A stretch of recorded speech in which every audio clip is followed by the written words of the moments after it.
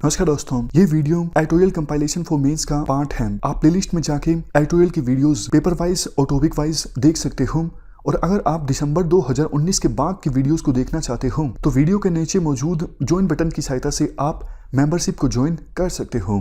चलिए discussion start करते हैं। आप जीएस पेपर 2 के इस टॉपिक से आर्टिकल को रिलेट कर सकते हो। ये आर्टिकल लिखा गया है चिंतन चंद्रचूड़ के द्वारा। देखो, जब हम 1947 में आज़ाद हुए थे तो हमारे साथ और भी काफ़ी सारे देश आज़ाद हुए थे। सब ने अपने देश को चलाने के लिए संविधान का निर्माण किया, लेकिन ख़ास बात यह है इंडिया को छोड़कर ज़्यादातर देशों को फिर से अपना संविधान बनाना पड़ा। ज़्यादातर देशों का जो संविधान था वो ज़्यादा समय तक टिक नहीं सका, और कुछ देश ऐसे थे जहाँ पर संविधान की इम्प्लीमेंटेशन ठीक से नहीं हुई और कुछ ही सालों में वहाँ पर मिलिट्री रूल इस्टेब्लिश हो गया। इसीलिए देखो, ये हमारी एक यूनिक अचीवमेंट है। हमारा संविधान अभी भी आज़ादी के 70 सालों बाद मजबूती के साथ टिका हुआ है।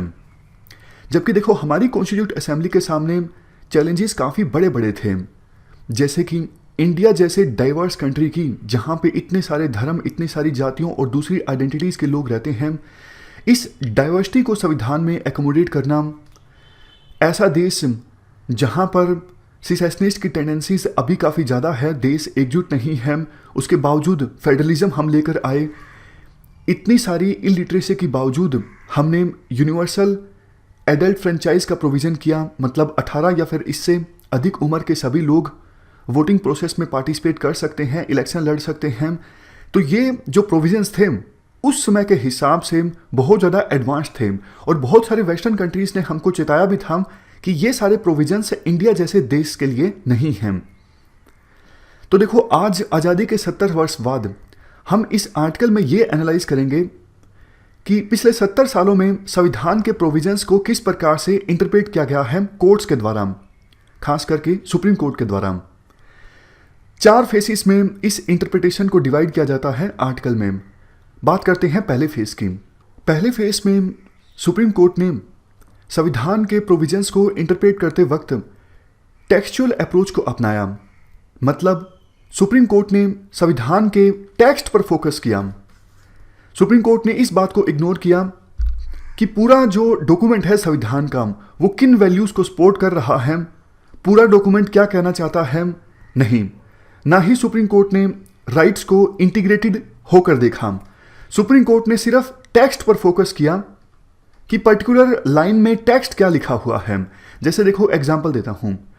कम्युनिस्ट पार्टी ऑफ इंडिया के एक लीडर ने प्रिवेंटिव डिटेंशन लेजिस्लेशन का विरोध किया। प्रिवेंटिव डिटेंशन में क्या होता है, जब देखो अथॉरिटीज किसी पर्सन को डिटेन कर लेती हैं इस आधार पर कि ये पर्सन अगर बाहर रहता है तो पब्लिक ऑर्डर को खतरा हो सकता है, कोई क्राइम हो सकता है, इसलिए प्रिवेंशन के तौर पर पहले ही उस पर्सन को डिटेन कर लिया जाता है। ये मतलब होता है प्रिवेंटिव डिटेंशन का। तो प्रिवेंटिव डिटेंशन से संबंधित जब कानून आया तो कम्युनिस्ट पार्टी ऑफ इंडिया के एक लीडर ने पिटीशन फाइल की सुप्रीम कोर्ट में और कहा, ये जो कानून है आर्टिकल 19, आर्टिकल 21 और आर्टिकल 22 का उल्लंघन है। सुप्रीम कोर्ट ने इस पिटीशन में अपना वर्डिक्ट देते हुए कहा, देखो, ये राइट्स जो हैं वो अलग अलग हैं, आप इन राइट्स को एक साथ नहीं देख सकते। तो ये एक एग्जाम्पल है किस प्रकार से पहले फेस में सुप्रीम कोर्ट ने सिर्फ टेक्स्ट पर फोकस किया, वैल्यूज पर फोकस नहीं किया, वर्ड्स के मीनिंग पर फोकस किया।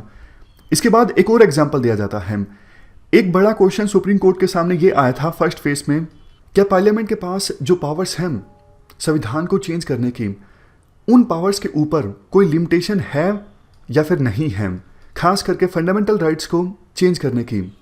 तो इसके जवाब में सुप्रीम कोर्ट ने देखो ये कहा, वैसे तो आर्टिकल 13 के अकॉर्डिंग कोई ऐसा एक्ट, कोई ऐसा कानून पार्लियामेंट के द्वारा नहीं बनाया जा सकता जिससे फंडामेंटल राइट वायलेट होता हो, क्योंकि अगर ऐसा होता है तो आर्टिकल 13 के अकॉर्डिंग वो कानून, वो एक्ट नलीफाई हो जाएगा। बट देखो, फिर से बोलता हूं, सुप्रीम कोर्ट ने टेक्स्ट पर फोकस किया। सुप्रीम कोर्ट ने कहा आर्टिकल 13 सिर्फ बात करता है पार्लियामेंट के कानून की, लेकिन अगर संविधान को अमेंड किया जाता है आर्टिकल 368 की सहायता से, तब इवन फंडामेंटल राइट्स को वायलेट किया जा सकता है। मतलब एसेंस ये है, पहले फेज में सुप्रीम कोर्ट ने संविधान की इंटरप्रिटेशन पर, संविधान के टेक्स्ट पर फोकस किया, वैल्यूज पर नहीं फोकस किया, इवन संविधान के पूरे स्ट्रक्चर पर फोकस नहीं किया, इंटीग्रेटेड तरीके से संविधान को नहीं देखा। अब बात करते हैं दूसरे फेज की। दूसरे फेज में जब सुप्रीम कोर्ट ने संविधान के प्रोविजंस को इंटरप्रेट करना स्टार्ट किया, तो सुप्रीम कोर्ट ने संविधान के ओवरऑल स्ट्रक्चर को ध्यान में रखते हुए प्रोविजंस को इंटरप्रेट किया। मतलब सुप्रीम कोर्ट ने माना कि संविधान का पूरा जो डॉक्यूमेंट है वो कुछ वैल्यूज को सपोर्ट करता है, उन वैल्यूज को इग्नोर नहीं किया जा सकता, उन वैल्यूज से कॉम्प्रोमाइज नहीं किया जा सकता। सुप्रीम कोर्ट ने यह भी कहा कि पूरे डॉक्यूमेंट में एक कोहेरेंस है। याद कीजिए पहले फेज में क्या बोला था कि ये जो आर्टिकल है, आर्टिकल 19, 21, 22, ये अलग अलग आर्टिकल्स हैं। एक आर्टिकल का दूसरे आर्टिकल से कुछ लेना देना नहीं है, एक फंडामेंटल राइट का दूसरे फंडामेंटल राइट से कुछ लेना देना नहीं है। लेकिन दूसरे फेज में सुप्रीम कोर्ट ने यह गलती नहीं की। सुप्रीम कोर्ट ने कहा कि सभी आर्टिकल्स के बीच एक कोहेरेंस है। हमारे संविधान निर्माता किसी ऑब्जेक्टिव के साथ, कुछ वैल्यूज के साथ उन्होंने संविधान का निर्माण किया है और उन वैल्यूज को ध्यान में रखते हुए संविधान के प्रोविजंस को इंटरप्रेट किया जा सकता है। जैसे देखो 1973 की एक जो जजमेंट है, केशवानंद भारती की जजमेंट, इसमें सुप्रीम कोर्ट ने कहा था यह बात सही है, पार्लियामेंट के पास पावर्स हैं संविधान को अमेंड करने की, बट पार्लियामेंट जो है वो संविधान के बेसिक स्ट्रक्चर को वायलेट नहीं कर सकती। यानी संविधान के कुछ प्रोविजंस ऐसे हैं जिनका वायलेशन पार्लियामेंट के द्वारा नहीं किया जा सकता संविधान को अमेंड करके। इसके बाद देखो 1978 के Maneka Gandhi versus Union of India case में सुप्रीम कोर्ट ने ड्यू प्रोसेस ऑफ लॉ का कंसेप्ट दिया और आर्टिकल 21 जो राइट टू लाइफ से संबंधित है इसको भी ब्रॉड अप्रोच के साथ डिफाइन किया। सुप्रीम कोर्ट ने कहा राइट टू लाइफ के अंदर और भी बहुत सारे राइट्स आते हैं, जैसे right to clean air, right to speedy trial, right to free legal aid, इसके अलावा और भी बहुत सारे राइट्स हैं। याद कीजिए पहले फेज में सुप्रीम कोर्ट ने टेक्स्ट पर फोकस किया था, लेकिन दूसरे फेज में सुप्रीम कोर्ट स्ट्रक्चरलिस्ट अप्रोच अपना रही है। जिन राइट्स की संविधान में गारंटी दी गई है उन राइट्स को सुप्रीम कोर्ट के द्वारा कॉम्प्रिहेंसिव मैनर में देखा जा रहा है। और देखो ड्यू प्रोसेस ऑफ लॉ का क्या मतलब होता है, ये कंसेप्ट दिया सुप्रीम कोर्ट ने 1978 के इस केस में। देखो प्रोसीजर इस्टेब्लिश्ड बाय लॉ में हम ये देखते हैं कि जिस प्रोसीजर के साथ कानून बनाया गया है वो सही है या फिर गलत है। अगर प्रोसीजर सही है और उस कानून की इम्प्लीमेंटेशन में भी सही प्रोसीजर को फॉलो किया गया है तो मतलब वो कानून गलत नहीं है और उस कानून के तहत सरकार के द्वारा जो डिसीजन लिया गया है वो गलत नहीं है। लेकिन ड्यू प्रोसेस ऑफ लॉ में सुप्रीम कोर्ट या फिर कोर्ट्स ये देखती हैं लॉ जो है वो फेयर है या फिर नहीं है। ऐसा तो नहीं कहीं लॉ आर्बिट्रेरी है, तो प्रोसीजर के साथ साथ लॉ को भी एग्जामिन किया जाता है कोर्ट्स के द्वारा ड्यू प्रोसेस ऑफ लॉ में। ये हमने बात की दूसरे फेज की। अब हम बात करते हैं तीसरे फेज की।